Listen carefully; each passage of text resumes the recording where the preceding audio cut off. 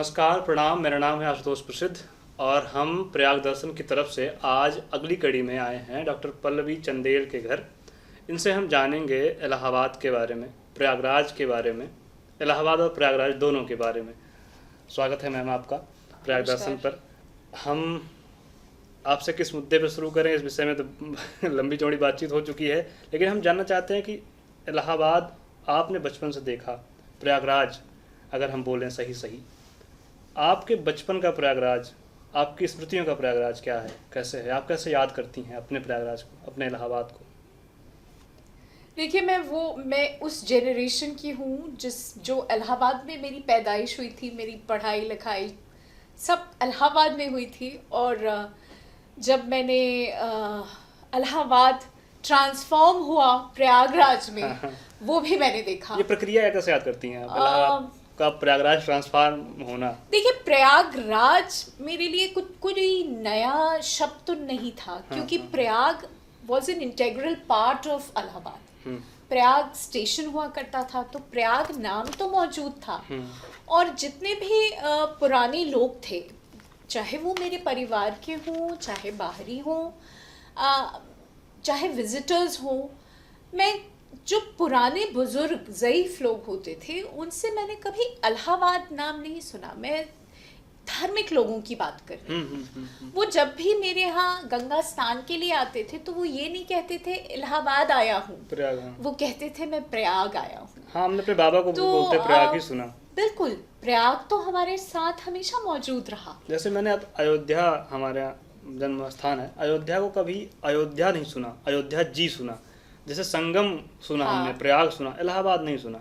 तो वैसे ही मैं आपसे इसलिए पूछ रहा था। तो मैं यही कहना चाहती हूँ कि प्रयाग तो हमारे साथ हमेशा रहा। हाँ। बस एक ऑफिशियल कार्रवाई की गई और हमारे इलाहाबाद को प्रयागराज बना दिया। और मैं इस चीज़ को बहुत अच्छे से इसका स्वागत करती हूँ, अभिनंदन करती हूँ, क्योंकि देखिए, ये हमारी संस्कृति है। प्रयाग हमारी संस्कृति है। प्रयाग एक स्पिरिचुअल सेंटर है, हमारा पिलग्रिमेज सेंटर है। और इसका जो नाम है, एंशिएंट नेम है, यदि उसको फिर से पुनः रख दिया गया, तो इसमें मुझे नहीं लगता कोई आपत्ति होनी चाहिए। जैसे ना प्रयाग को लेके बड़ी किंवदंती है, नाम को लेके भी। इलाहाबाद का इला कभी जोड़ते हैं, कभी अल्लाहाबाद जोड़ते हैं, कभी इलाहाबाद जोड़ते हैं। और एक तो हम अपने प्रयाग का जोड़ते हैं कि प्रथम यज्ञ किया ब्रह्मा जी ने विश्व पूरा बना देने के बाद। तो इन सारी चीज़ों को आप कैसे रिलेट करती हैं, कैसे जोड़ देखती हैं?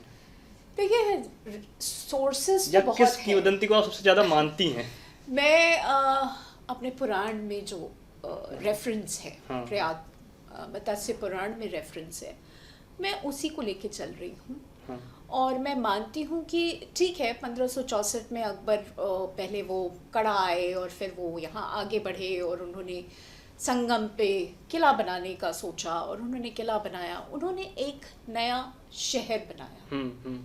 और वो छोटा सा, आप यदि आज भी देखें तो वो किले की दीवार मौजूद है जो खुसरोबाग में आपको दिखाई देगी।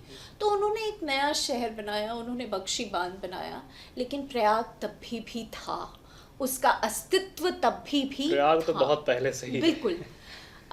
दारागंज, उसका अस्तित्व प्राचीन काल से चला आ रहा है जी। तो मैं ये नहीं कहूँगी कि ये कुछ नया हुआ है। जो भी हुआ अच्छा हुआ। मैं इस चीज़ का बहुत वेलकम करती हूँ। जैसे शहरों के नाम किसी न किसी विशेष चीज़ से जुड़ जाते हैं। हम बनारस को महादेव से जोड़ते हैं, अयोध्या को राम से जोड़ते हैं, हरिद्वार को अलग अलग जगहों को। जैसे आप इलाहाबाद को कुंभ से जोड़ते हैं। कुंभ इलाहाबाद की ऐतिहासिक या सांस्कृतिक विरासत भी है एक प्रकार से देखें तो प्रयागराज की। हम लोग जब रिसर्च कर रहे थे तो हमको ये पता चला कि आपकी जो पहले की फैमिली रही है वो बंगाल से संबंधित है, लेकिन आपके पिताजी और आपका बचपन यहाँ गुजरा। लेकिन आपके भीतर ना दोनों संस्कृतियाँ होंगी, बांग्ला संस्कृति भी और यहाँ की संस्कृति भी। कुंभ आपके जीवन में कैसे आया या आपने कैसे देखा, आपका अनुभव कैसे रहा कुंभ के साथ? मैं आपको यहाँ पे सही करती हूँ। मैं बिहार से हूँ। बिहार। मेरा ओरिजिन जो है वो सिवान डिस्ट्रिक्ट की हूँ मैं। हाँ हाँ। और 1971 तक सिवान यूपी में ही था। अच्छा। फिर 1971 में जो डिवीज़न हुआ उत्तर प्रदेश और बिहार में, तो सिवान जो डिस्ट्रिक्ट था वो बिहार में चला गया और हम ठहरे बिल्कुल नदी के किनारे वाले लोग। तो हमारी ज़मीनें पड़ गई उत्तर प्रदेश में और घर आ गया बिहार में। तो ये बंगाल वाला कनेक्शन? नहीं, बंगाल से मेरा कनेक्शन इसलिए है क्योंकि मेरी जो माता जी हैं उनका परिवार मेदिनीपुर पश्चिम बंगाल में सेटल था। वाह। तो इस वजह से मेरी माता जी को, मेरी मम्मी को बहुत अच्छा बांग्ला बोलना, लिखना, ननिहाल पढ़ना, कह सकते हैं। ननिहाल का असर उसका तो गहरा है ना, असर होता ही है।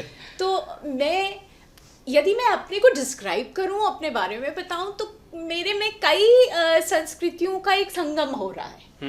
मैं यूपी भी हूँ, मैं बिहार भी हूँ, मैं झारखंड भी हूँ और मैं बंगाल भी हूँ। तो मैंने इन चारों स्टेट्स को बहुत करीब से देखा है, इनकी संस्कृतियों को समझा है, इनके खान पान को समझा है। और यूपी में खैर मेरी पैदाइश हुई, मेरी पढ़ाई लिखाई सब यूपी में हुई। आपने इलाहाबाद में कहाँ से पढ़ाई की? मैंने यहाँ पे सेंट मैरीज कॉन्वेंट से स्कूल किया है और यूनिवर्सिटी से बाकी कैसा आगे अनुभव की रहा पढ़ाई। आपका? देखिए, जब क्या क्या याद मैं है आपको वहाँ का? सेंट मैरीज पायनियर है, गर्ल्स इंस्टीट्यूशन है, लड़कियों की एजुकेशन के लिए सबसे प्रथम मिशनरी स्कूल था, कॉन्वेंट स्कूल जो यहाँ खोला गया था। और सेंट मैरीज ने जो मैं आज तक जो मैंने एथिक्स एंड वैल्यूज़ अपने में इंस्टिल किया है, मैं देखती हूँ वो सब आई थिंक कहीं ना कहीं मेरे स्कूल ने कंट्रीब्यूट किया। आपके बच्चे मॉरल साइंस पढ़ रहे हैं, मैं ऐसी संस्था से पढ़ के आई हूँ जहाँ पे हर दिन हमारी मॉरल साइंस क्लासेस होती थी। तो मेरे लिए तो वो लाइफ स्किल, मॉरल साइंस में हम क्या पढ़ते थे? सत्य, what is truth, what are you should respect your country, respect, आप अपने बड़ों का आदर करें, अपना कंट्री का सम्मान करें, अपने देश के लिए करें। these are all moral values। आपका ये एथिक्स है, ये लाइफ स्किल्स हैं जो आपके साथ लाइफ लॉन्ग रहेगा। ये सारी स्किल्स मेरी स्कूल की देन है। बाद में भले अब हमारे जब नेशनल एजुकेशन पॉलिसी, राष्ट्रीय शिक्षा नीति 2020 आई, उसने इन लाइफ स्किल्स को अब हर सब्जेक्ट के साथ जोड़ दिया है कि आप विषय कोई भी पढ़ाएं पर आपको लाइफ स्किल्स वहाँ पे बतानी ही पड़ेगी। हाँ। तो मेरे स्कूल का बहुत सहयोग, बहुत कंट्रीब्यूशन है मेरे लाइफ को बनाने में। दूसरा, मेरा शहर अपनी कंपोजिट कल्चर के लिए जाना जाता है। मेरा शहर पिलग्रिमेज सेंटर तो है ही, मेरा शहर लर्निंग सेंटर भी है, मेरा शहर साहित्य की नगरी है। तो ऑल्दो मैं पढ़ी कॉन्वेंट स्कूल से, इंग्लिश मीडियम से पढ़ी, लेकिन हिंदी में उतनी ही रुचि है मेरी। और आज मैं जब भी मैं पेशे से एक शिक्षक प्रशिक्षक हूँ, मैं एक ऑर्गेनाइजेशन के लिए काम करती हूँ। तो मैं आज भी जब स्कूल टीचर्स को ट्रेन करती हूँ और मैं बिहार और झारखंड जैसे क्षेत्रों में जाती हूँ या यूपी में, जब मैं हिंदी बोलती हूँ तो सब प्रभावित होते हैं और सब ज़रूर ये पूछते हैं कि आप कहाँ से आई हैं। तो मुझे तब बहुत गर्व महसूस होता है कि मैं साहित्य की नगरी प्रयाग से, साहित्यकारों की नगरी। बिल्कुल। आप मतलब गुरुकुल परंपरा का पहला एक और सबसे बड़ा नाम भारद्वाज का आश्रम, भारद्वाज ऋषि की परंपरा, जिनके बारे में गोस्वामी तुलसीदास जिक्र करते हैं शुरुआत में, और भी पहले महाभारत में भी उनका जिक्र आता है। कहीं कहीं जगहों पे तो हमने पढ़ा, बहुत ऑथेंटिक तो नहीं, लेकिन कि जो है लाख विद्यार्थी के आसपास यहाँ पढ़ते थे, और उसकी जो है आप उसको 10 से भाग दीजिए, ऐसा जिक्र है कहीं कहीं कि ये लगभग 10,000 शिक्षक यहाँ पढ़ाते थे। मैं कभी कभी सोचता हूँ कि इतनी विशाल परंपरा, इतना महान शहर कैसे बदला समय के साथ। आपको कैसा अब का कुंभ कैसे लगता है, या आपने जो अपने पुरखों से सुना होगा कुंभ, और आपने जो देखा, कैसे देखा? अब मैं सबसे पहले आपको भारद्वाज आश्रम के बारे में बताती हूँ। जब मैं जानना भी चाह रहा था उसके बाद। तो क्योंकि मेरे पिताजी फादर मेरे यहीं के पढ़े लिखे हैं, university of Allahabad Holland hall hostel में रहा करते थे, और बहुत करीब, और वो उस ज़माने के हैं जब फिराक साहब प्रोफेसर हुआ करते थे। तो और पापा का आना जाना फिराक साहब के यहाँ होता था, बहुत सारी चीज़ें पापा ने। फिराक साहब का नाम लेते ही यार आदमी के चेहरे पे चमक आ जाती है वो वाला आ रहा था। हमने फिराक को देखा है। हाँ, वो पर्सनालिटी। तुमने फिराक को देखा है वाली बत्ती में आप आती। मैं नहीं, मेरे पिताजी आते हैं परिवार तो मैंने भारद्वाज आश्रम पहले जब मैं छोटी थी तो देखिए मेरी अपब्रिंगिंग ऐसे घर में हुई है जहाँ पे मुझे हर चीज़ सही जो है वो बताई। कोई फैक्ट्स को डिस्टॉर्ट नहीं किया मेरे फादर ने, मुझे सच सच बताया कि भारद्वाज ऋषि कौन थे। मैं वो जगह जाती थी देखने के लिए, और अब तो वो ढलाई बहुत कम हो गई है। अच्छा। जब मैं छोटी थी तो वो इतनी ऊंची हुआ करती थी कि लोग वहाँ पे सड़क पे उतर जाते थे और पैदल निकलते थे। काफी ऊंचा था। अब वो सड़क बनते बनते उसकी ऊंचाई काफी लेवल काफी कम हो गया है। अभी भी देखिए औसत से बहुत ऊंचा है, ज्यादा है, लेकिन पहले और भी ज्यादा हुआ रहा ही होगा। और भारद्वाज ऋषि के आश्रम में उस वक्त भी वहाँ पे बटुक लोग रहते थे। अच्छा। हाँ, बटुक लोग रहते थे वहाँ पे। अभी तो वहाँ जैसे आश्रम का कोई वो स्ट्रक्चर अब नहीं है, पर मुझे अपनी जो मेमोरीज, मेरी यादें हैं जो मैं स्मरण करती हूँ, तो उस वक्त थे। और वहाँ पे वो गली ही पूरी साधुओं वाली गली हुआ करती थी, और उसके गली के बाहर यदि आप देखेंगे तो रोड साइड पे आपको धार्मिक पुस्तकें मिलती थी, धार्मिक। अभी भी दुकानें लगी हुई रहती। तो आज भी, उस वक्त भी थी जब मैं छोटी थी।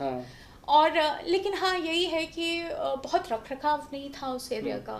और मैं जब ये भारद्वाज स्टैचू बनी और हमारे 2019 में ये तैयार हुई, तो मुझे लगा कि ये बहुत ही अच्छा इनिशिएटिव था सरकार का या हमारे सिटीजन्स का, कि उन्होंने वाकई में भारद्वाज स्टैचू बना के उनका एक contribution towards the development of the city Prayag. क्योंकि सबसे पहला सीट ऑफ लर्निंग रामायण काल में, यदि मैं त्रेता युग के बारे में बात करूं, तो गुरुकुल सिस्टम था यहाँ पे, और आज यूनिवर्सिटी है। तो वो लेगेसी तो आपकी कंटिन्यू है ना। बिल्कुल। त्रेता में जो गुरुकुल सिस्टम है, आज कलयुग में भी हम सीट ऑफ लर्निंग ही बोल रहे हैं। हमारी यूनिवर्सिटी को ऑक्सफोर्ड ऑफ द ईस्ट कहा जाता था, लेकिन अब वो स्थिति नहीं रही। बट वो मुझे लगता है कि जब ये आपका ये जो स्टैचू बना, वो हमारा सही निर्णय था सरकार का भी, और मैं सारे सिटीजन्स को, इलाहाबादी हम जितने भी हैं, प्रयागराज वासी, इन सबको बधाई देती हूँ। ये बहुत अच्छा निर्णय। अब जब मैं देखता हूँ या सोचता हूँ कि आने वाली पीढ़ी, हमारे बाद की जो पीढ़ी, वो देखेगी, तो मान लीजिए कि अगर स्टैचू नहीं लगा होता, भारद्वाज का नाम सुनते सुनते वो नाम भी गायब हो जाता। जिस तरीके का समय चल रहा है, नाम भी गायब कर दिया जाता। आपने नाम के बारे में, ये तो फायदा हुआ। बिल्कुल, आपने लोग सर्च तो करेंगे कम से कम। नाम के बारे में पूछा। भारद्वाज हाउसिंग स्कीम है BHS अल्लाहपुर। अच्छा। कितने लोग जानते हैं? नहीं, मैं खुद नहीं जानता। बाघंबरी हाउसिंग स्कीम, भारद्वाज आश्रम, भारद्वाज पार्क, भारद्वाज एरिया, पूरा आश्रम का एरिया था वो। बाघंबरी स्कीम, वहाँ पे भी वो पूरी रोड भारद्वाज रोड कही जाती थी। अच्छा। तो अब वो धीरे धीरे सब चीज़ें ख़त्म हो गई, बट इस प्रतिमा का बनना बहुत ही बढ़िया, ताकि जो आने वाली हमारी जनरेशन है उनको पता तो चले कि त्रेता युग में यहाँ राम आए थे और गंगा जी वहाँ तक जाती थी, है ना। तो ये बहुत अच्छा हुआ। कहीं मतलब ऐसा तो नहीं है कि भारद्वाज आश्रम नदी के किनारे था, नदी का क्षेत्रफल धीरे धीरे सिकुड़ता चले गए शहर? बहुत सिकुड़ा है। नदी तो वहाँ तक जाती थी, जो कि हमारे पुराणों में लिखा गया है कि नदी का क्षेत्र काफ़ी कम हुआ है पहले से। और इलाहाबाद पहले क्या, प्राचीन काल में, या यदि मैं सतयुग की बात करूँ या प्राचीन काल के बाद सतयुग की बात करूँ, तो ये अरण्य था। सी लेवल से काफ़ी ऊपर था, ये पूरा एक जंगल का इलाका था। मैं पढ़ रहा था तो जो मनकामेश्वर मंदिर है, जैसे आपने अभी ऊंचाई की बात की, तो मुझे ये हिट किया दिमाग में, इसलिए मैं पूछ रहा हूँ। मनकामेश्वर मंदिर नैनी ब्रिज के नीचे अभी जो है, उसके बारे में पढ़ते हुए या शहर के बारे में पढ़ते हुए जानकारी मिली कि शहर में 3 टीले थे। 3 टीलों में एक तो आपने बताया, एक और टीला नैनी की तरफ कोई है जिसपे कोई मंदिर है शिव जी का, बहुत ऊंचाई पे, पहाड़ी पे। सुजावन देव। एक ये मंदिर है नैनी, जिसको बताया गया है कि ये जमीन से 72 फुट ऊंचाई पे थी। अभी तो मतलब एकदम समतल है। आपने कभी देखा वैसा मतलब उसको?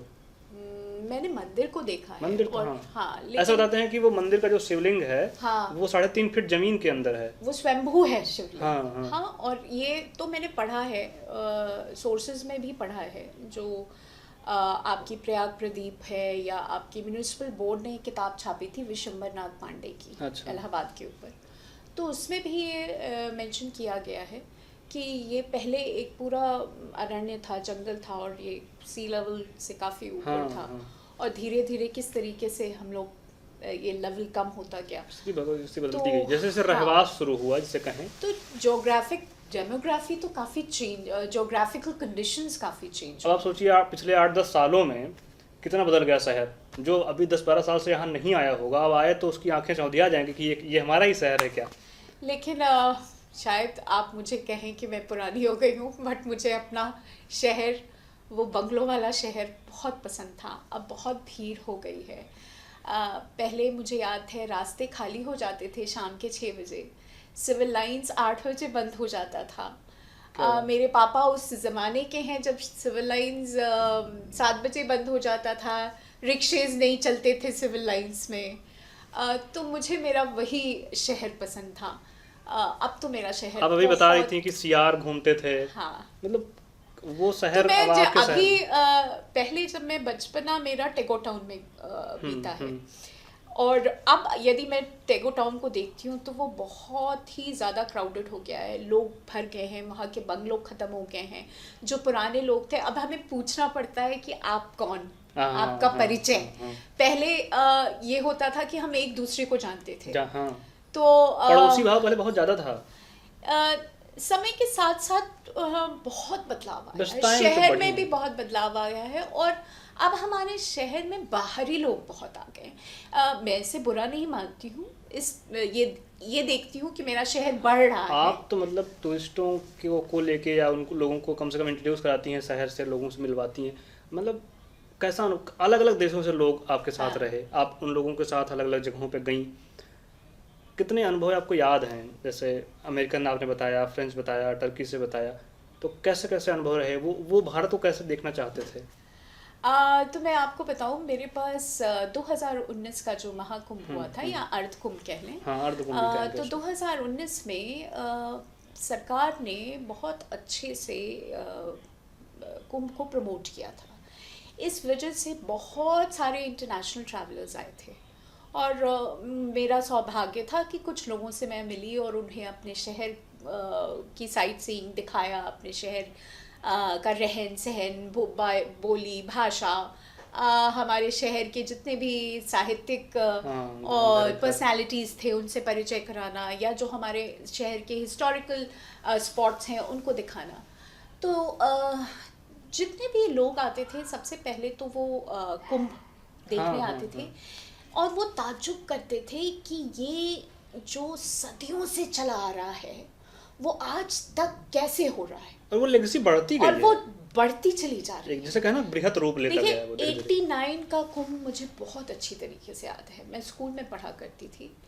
89 में इतने लोग नहीं आए थे, और अब यदि मैं 2019, यानी कि 20 साल का फर्क, 20-30 साल का, अगर मैं कंपेयर करूं 30 इयर्स, तो बहुत, एक तो जनसंख्या बहुत बढ़ गई है, और भीड़ बहुत हो गई है, बहुत ज़्यादा।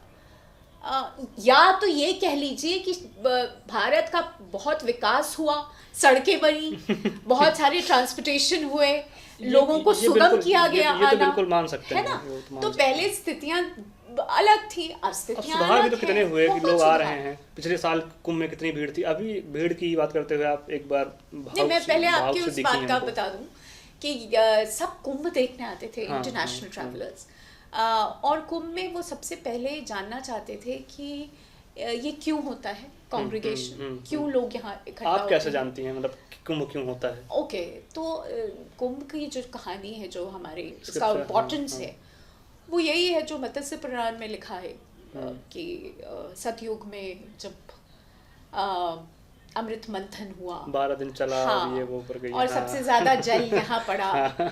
तो ये तीर्थ राज है, तीर्थों का राज। 4 जगह हमारे यहाँ होता है कुंभ, उज्जैन, हरिद्वार, नासिक और प्रयाग। सबसे ज्यादा अमृत जल प्रयाग में गिरा, तो इसलिए यहाँ इसको तीर्थ राज माना गया है। और ये इम्पोर्टेंस तो मैं जब ट्रैवलर्स को बताती थी, उनको यही सबसे सरप्राइजिंग फैक्ट लगता था कि इतना प्राचीन और वो लेगेसी अभी तक चलती आ रही है, हजारों वर्ष की परंपरा। दूसरा, वो मुझे अखाड़ों के बारे में जानना चाहते थे कि ये साधु संत ये डिफरेंट क्यों है, इन्होंने ऐसा क्यों पहना हुआ है। वो मिलते भी थे? हाँ, वो जाते थे, मैं उन्हें अखाड़ों में ले जाती थी। किन किन अखाड़ों में आपने मिलवाया? तो मैंने उन्हें वैष्णव और शैव दोनों अखाड़ों में ले गई थी। मैं जूना अखाड़ा में घुमाती थी जाके, तो वहाँ पे वो बड़े पास से देखते थे। और दूसरी चीज़, वो किन्नर अखाड़ा और किन्नर जो आपके महामंडलेश्वर, ये लक्ष्मी नारायण त्रिपाठी जी हैं, ये इनसे इंटरव्यू लिया, लोग इनसे मिलने के लिए जाते थे। और क्योंकि हमारे यहाँ अब तो लोग बोलते हैं ना LGBTQ कम्युनिटी, हमारे यहाँ ट्रांसजेंडर्स तो हमारे पंथ में ही है, पंथ में है ना। तो ये कोई हमारे लिए नई बात नहीं है। रावण जब शिखंडी भी हमारे ही थे। उद्घोष करता है, रावण जब उद्घोष करता था वो भी करता था, किन्नर किन्नर वानर सब डर जाते थे। अब आप महाभारत में उठाइए तो शिखंडी थे, और शिखंडी को कितना स्पेस दिया गया, ये सोचिए आप, कितनी समृद्ध सी बात की शिखंडी को ये स्पेस है कि तुम ही मारोगे भीष्म को, और ईश्वर के सामने खड़े होके वो मारते हैं। आज जो लोग समानता की बात करते हैं, उनको वास्तव में एक बार झांकना चाहिए कि हमारे पास कितनी सुंदर परंपरा है। यही चीज जब किन्नर अखाड़ा में मैं ले जाती थी तो मैं उनको बताती थी। हाँ, मैं उनको सखी संप्रदाय के बारे में भी। अरे वाह, कितना सुंदर शब्द छेड़ा आपने। सखी संप्रदाय अपने यहाँ बड़ा इम्पोर्टेंस है, बहुत बहुत इम्पोर्टेंस है। तो मैं इनफैक्ट बताती थी ये कि हमारे यहाँ जो ये कम्युनिटी है, ये जो थर्ड जेंडर है, ये हमेशा से हमने, ये हमारे धर्म का एक पार्ट है, हमारी संस्कृति का एक पार्ट है। अशुभ में वो बहुत शामिल रहते हैं। बिल्कुल बिल्कुल।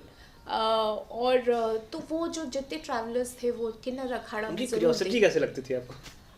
क्यूरियोसिटी, सब अभिभूत हो जाते थे देख के कि इतना बड़ा समागम हो रहा है और सब वहाँ पे अच्छा ही है, सब नहाने के लिए आ रहे हैं। और दूसरी चीज़ जो उन्हें बहुत अच्छी लगी, और वो बहुत अचंभित होते थे ये देखकर कि लोग कल्पवास करते हैं 1.25 महीना, और एक टाइम खाते हैं और गंगा नहाते हैं। तो ये उस पर मेरी काफ़ी उनसे चर्चा। आपने कभी कल्पवास के बारे में सोचा या किया? नहीं, अभी तक तो मेरी उम्र कल्पवास वाली हुई नहीं है। उम्र तो नहीं कुछ होता है, लेकिन नहीं, कल्पवास क्योंकि पापा जब जॉब में थे, अभी तो खैर पापा रिटायर हो गए, तब इनके टेंट्स लगते थे।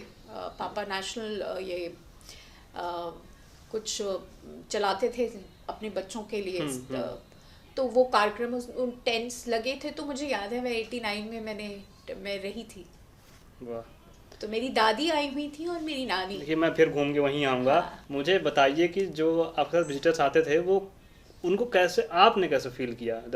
जैसे आपने बताया कि टर्की के लोग आए तो वो लोकनाथ गए घूमने, आपने कहाँ कहाँ घुमाया? क्या वो जैसे मेरे एक सवाल में 3 सवाल आप जोड़ लीजिए। उनको क्या, कैसे खाने के प्रति क्या सोचते थे, वो कपड़े पहनने के बारे में, या यहाँ क्या भौगोलिक स्ट्रक्चर कैसे देखते थे, और यहाँ की किस पर्सनालिटी के बारे में बात करते थे, यानी लिटरेचर से जुड़े हुए या पॉलिटिशियन से जुड़े हुए, कुछ तो होगा ही ना। तो जो टर्किश ग्रुप था, जब मैं उन्हें लोकनाथ ले गई और उन्होंने गड़बड़छाला जो हमारी मार्केट है छोटी सी, वो दिखाया, तब उन्हें लगा कि वो एक चीज़ उनको लगी कि हमारे यहाँ भी इस तरीके की छोटी छोटी दुकानें होती हैं, लाइन से कतारों में दुकानें होती हैं जहाँ आपको हर चीज़ मिलती है। तो वो चीज़ उन्होंने बताई। दूसरी चीज़ जो उनको अच्छी लगी वो थी कि हमारा जो ये कॉम्पोजिट कल्चर है, हिंदुइज़्म भी साथ में है और हमारे यहाँ मुस्लिम कम्युनिटी भी है, और हम दोनों साथ में ही रह रहे हैं। एक तरफ आपका खुसरो बाग है, एक तरफ अकबर का किला है और गंगा है। तो वो एक कॉम्पोजिट कल्चर जो हमारे यहाँ होता है, वो उनको अच्छा लगा था। जैसे ना अलग अलग अखाड़े, अलग अलग संप्रदाय, वैसे ही अपने यहाँ एक द्वादश माधव का जिक्र होता है। उसके विषय में कोई जानकारी, या जो बाहर से आते थे उन्होंने कभी कोई क्यूरियोसिटी दिखाई कि हाँ ये जानना है? जो बाहर से आते थे उनको मेनली उन्होंने जो पढ़ रखा था, सब लोग अपनी अपनी कुछ अब ना हाँ, कुछ जानकारी अपनी जुटा जानकारी के के आते लिए, हैं। हाँ। तो जो लेके आते थे वो मुझसे पूछते थे कि या बोलते थे कि हमें बेनी माधव, हाँ बेनी माधव जाना। तो बेनी माधव जी का दर्शन, नागवासुकी मंदिर और बेनी माधव जी का मैं दर्शन कराती थी उन लोगों को।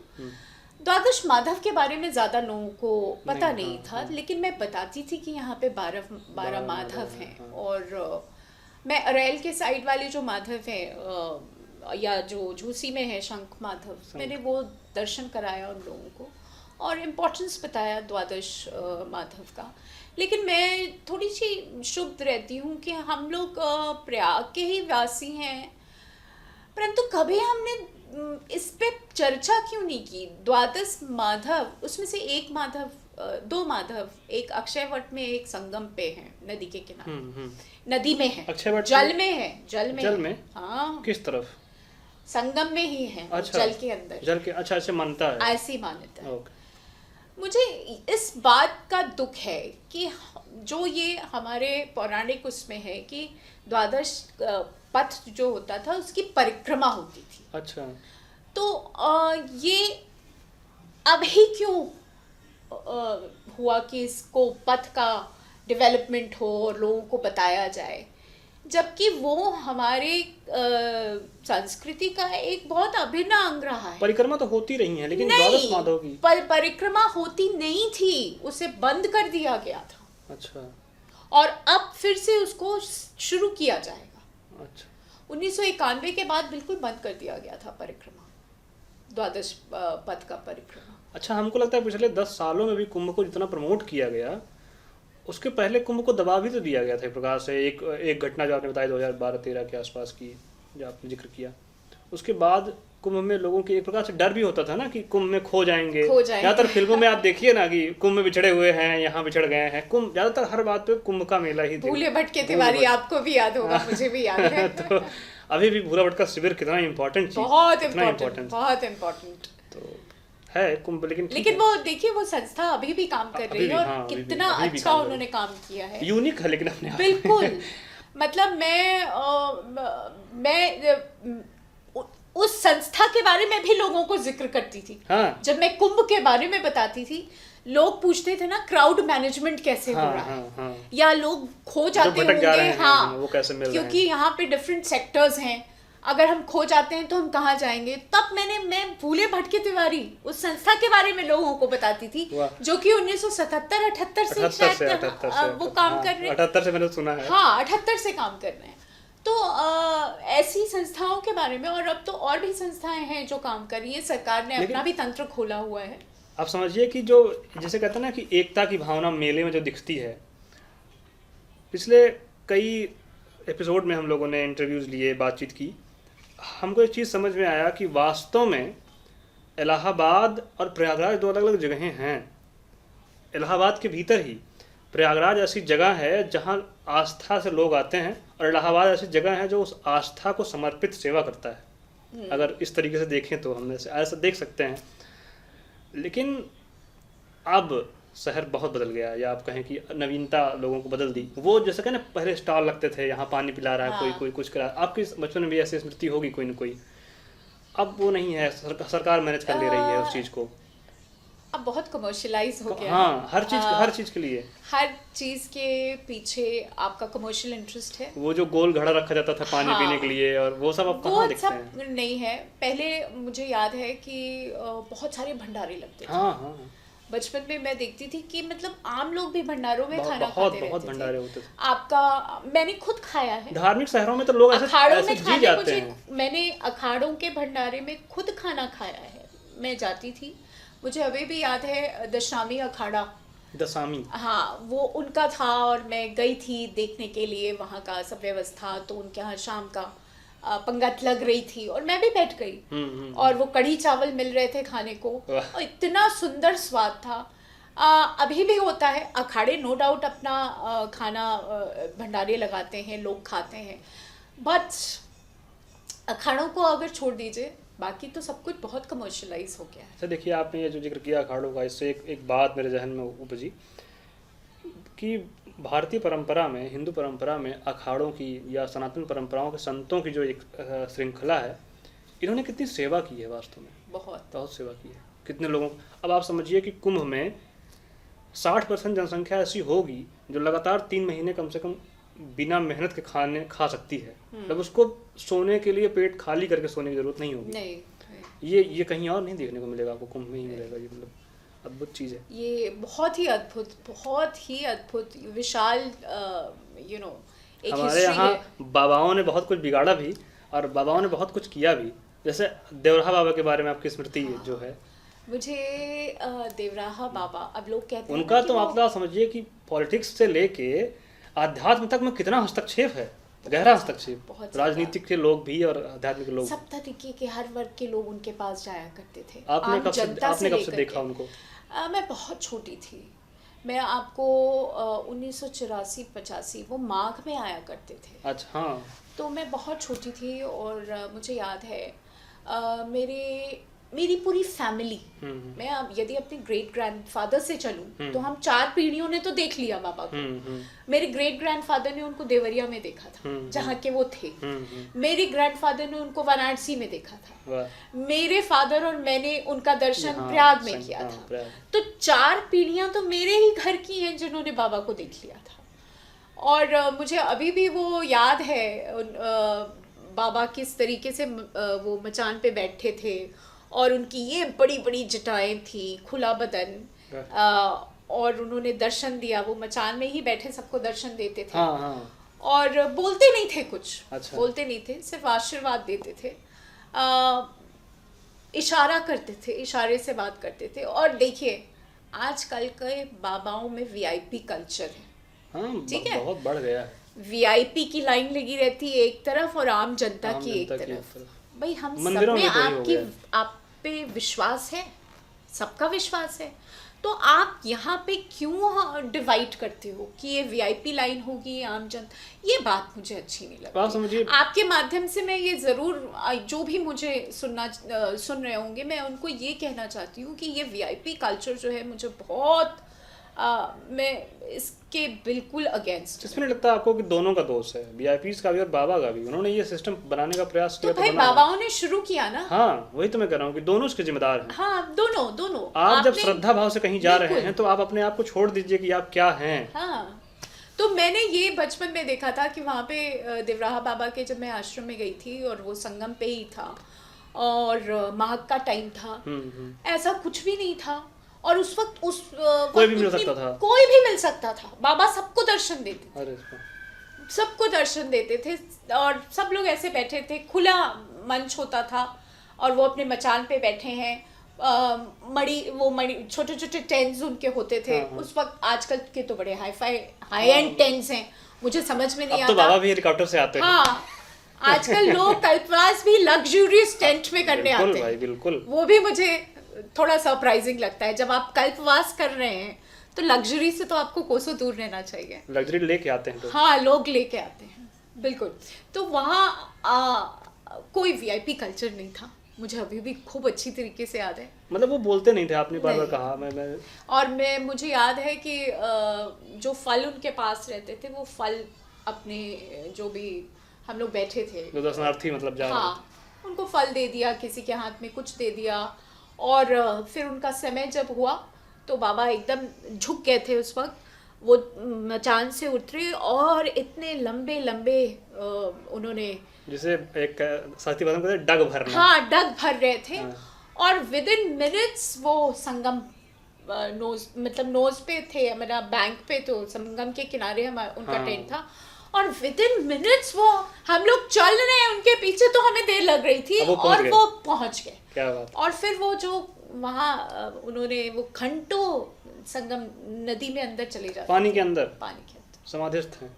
बाप रे, घंटों पता ही नहीं चलता था कि बाबा कहाँ। देवराहा बाबा का जो है ना, भारतीय राजनीति में बड़ा इम्पोर्टेंस है।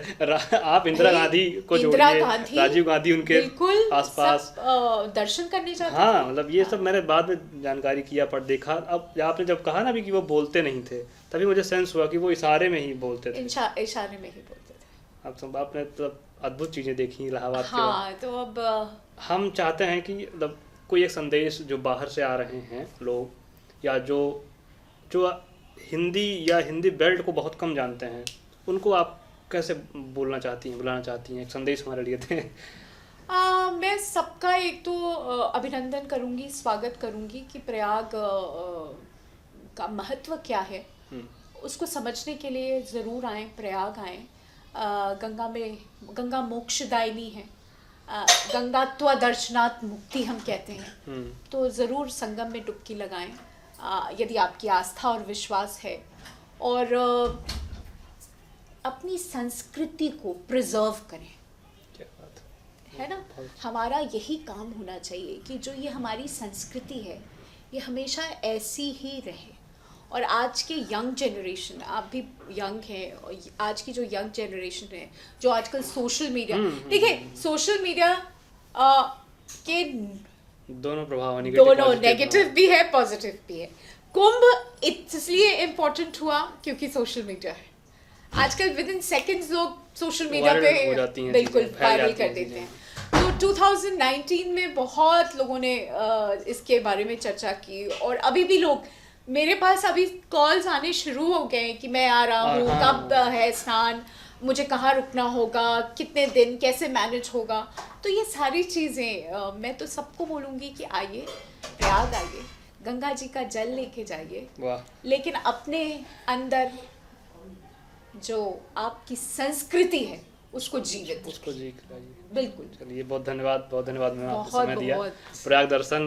प्रयाग का दर्शन कराते रहेगा ऐसे ही, और आप ऐसे मोटिवेट करते रहें लोगों को, बिल्कुल लाते रहें। बहुत अच्छा, मुझे भी बहुत अच्छा लगा आपसे ये चर्चा करके। कितनी नई जानकारियाँ मिली हमको, बहुत अच्छा लगा। ऐसे संवाद होते रहने चाहिए। हाँ, बहुत जरूरी भी है ना।